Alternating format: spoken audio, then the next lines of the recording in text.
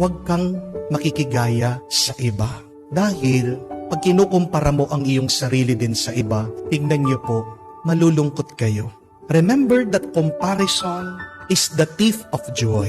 Hindi niyo po ba napansin yun? Pag kinukumpara mo ang iyong sarili sa iba, hindi ka nagiging masaya. We only have one life. Isa lang po ang buhay natin. Make it count. Dapat ikumpara mo ang iyong sarili, hindi sa iba, kundi sa iyong sarili, doon sa kung sino ka ba kahapon. Be a more better you. The better that you become, the more valuable you will be.